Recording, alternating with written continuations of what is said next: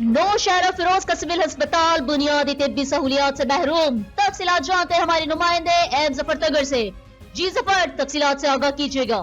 जी, नौशहरा फिरोज को जिला का दर्जा मिले हुए 40 साल गुजर चुके हैं, मगर आज तक सिविल अस्पताल नौशहरा फिरोज को जिला अस्पताल का दर्जा मिलने के बावजूद भी सहूलत से मरों में। शहर के अवाम आज भी बुनियादी सेहत के सहूलियात से मरों में।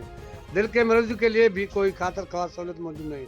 अगरचे दिल का आवाज कायम है, लेकिन उसमें लगे हुए विंडो एसी भी अफसरान उतार कर ले गए हैं। जब कोई मरीज अस्पताल में आता है तो उसे फौरन सेवन या नाशा रेफर किया जाता है और अक्सर दिल के मरीज रास्ते में ही दम तोड़ जाते हैं।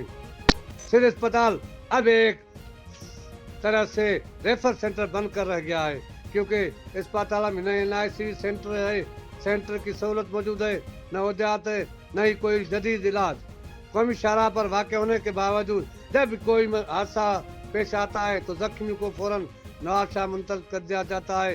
रोजाना मरीज और डॉक्टरों के दरमियान झगड़े होने लगे हैं, क्योंकि अस्पताल में वजाहत और सहूलियात दोनों नापेद है।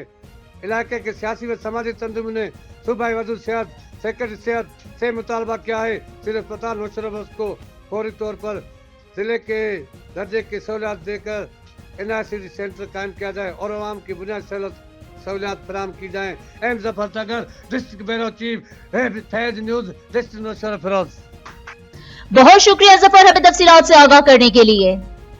फैज न्यूज, फैज सबके लिए।